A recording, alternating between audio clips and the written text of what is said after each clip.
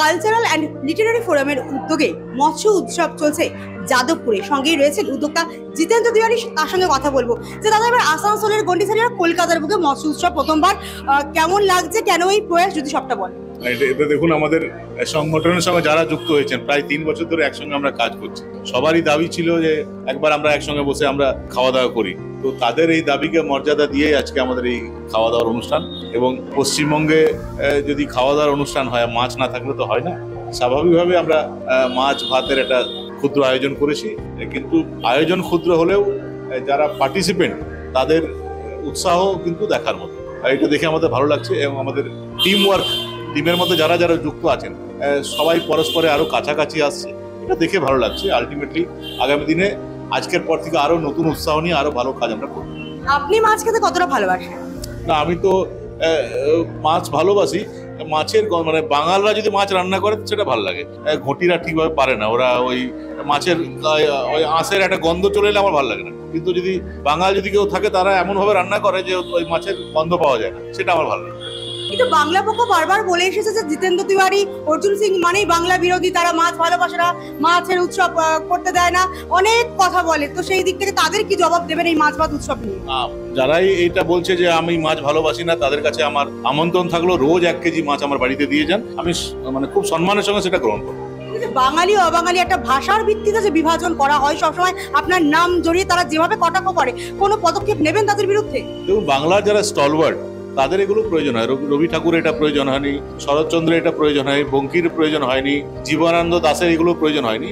যারা বাংলা নিয়ে ব্যবসা করতে যায় তারা এগুলো বলে। প্রকৃত অর্থে যারা বাঙালি তারা এগুলো কোনোদিনই করে না। তারা ছট পুজোতেও যায়, আবার বিপদ তারিণীতে বিহারীদেরকে ডেকে তাদের হাতেও ধাগা হয়, সেটা বেঁধে দেয়। তো এটাই বাংলা সংস্কৃতি। যারা এটা বলছে তারা বাংলা সংস্কৃতি বোঝে না, কি করবে? ঈশ্বর তাদের ক্ষমা করুন। সামনেই বিধানসভা নির্বাচনে এই বাঙালি অবাঙালি করে কি একটা ভোটের কথা বিভাজন ঘটানোর চক্রান্ত চলছে? সেটা চক্রান্ত হতে পারে, কিন্তু বাঙালিদেরকে এত ঠুনকো ভাবলে হবে না। এত সহজে বাঙালিরা এই কয়েকজন কি বললো না বললো তার উপর বাঙালির ভোট নির্ভর করবে, এটা হয় না। বাঙালির জাতি খুবই সচেতন জাতি। ও সারা বিশ্বে, শুধু পশ্চিমবঙ্গে তো না, বাংলার বাইরে অন্যান্য রাজ্যে, যে কোনো রাজ্যে যান, বাঙালিরা আছে, তাদেরকে খুব সম্মানের চোখে দেখা হয়, শুধু সমাদরের চোখে দেখা হয়। তাদেরকে এত সহজে এইসব হালকা কথা দিয়ে প্রভাবিত করা যাবে না। এই যে লিটারারি ফোরামের আপনি সভাপতি, একদিকে আবার বিজেপি নেতাও, এখানে তো বিজেপির উৎসব বলেও এটাকে ব্যাখ্যা করা হতে পারে না। আমি বলছি যে এটা যদি বিজেপি উৎসব হয়, আমি যেহেতু বিজেপি করি বলে এটাকে যদি বিজেপি উৎসব করা হয়, তাহলে তো বাংলা যে সাহিত্য একাডেমি আছে তার মাথায় তো ব্রাত্য বসু বসে আছেন, তাহলে সেটা কি টিএমসির সংগঠন বলা হবে? এটা থাকতে পারে, একটা ব্যক্তির আলাদা চরিত্র থাকতেই পারে, আলাদা রেসপন্সিবিলিটি থাকতে পারে। আমাদের সঙ্গে অনেক এমন ব্যক্তিরা যুক্ত আছেন যারা বিজেপির সঙ্গে কোনো সম্পর্কই নেই, তারা রাজনীতি করেন না, তারা শুধু কবিতা, গান, আবৃত্তি এটা নিয়ে থাকে। তারা পরস্পরের মধ্যে সম্পর্ক থাকবে না, এটা হয়? তারা একটা বিয়ে বাড়িতে কেউ আমাকে ডাকলো বিজেপি নেতা হিসেবে ডাকবে, এটা হয় না। রাজনীতি তো পরে, ব্যক্তি হিসাবে তো আগে আমরা জন্মগ্রহণ করেছি। সবকিছুতে রাজনীতি খোঁজাটা বন্ধ করা উচিত।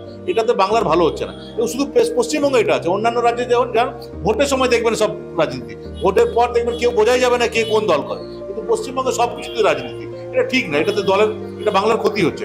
এরপর বছর বছর দেখবো যে লিটারারি ফোরাম আর আপনারা উদ্যোগে মাছ ভাত আমরা খেতে আসবো, তাই? মাছ ভাত তো হবেই।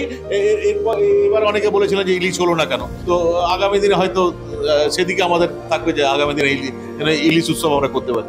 একদমই তাই, যে বর্ষাকাল আর ইলিশ বা খিচুড়িও যদি হতো তাহলে কিন্তু মন্দ হতো না। সেটা হলে ভালো হতো, কিন্তু অনেক কিছু তো আমাদের মানে পকেট অ্যালাউ করে না। তো অনেক আরো অন্যান্য কাজ করতে হয়, তো অনেক ইচ্ছাকে আমাদের কি বলবো মনের মধ্যে রেখে দিতে হয়। পকেট অ্যালাউ করলো না, অ্যাকচুয়ালি আমাদের বাজেট অ্যালাউ করলো না ইলিশ।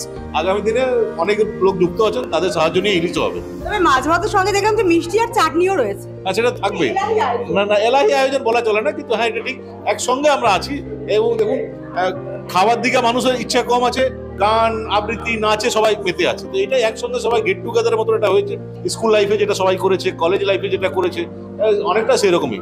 এবং স্কুল লাইফ, কলেজ লাইফে যে ফিস্টগুলো হতো সেটাতে কেউ দেখতো না, কতটা পারফেকশন আছে দেখতো না।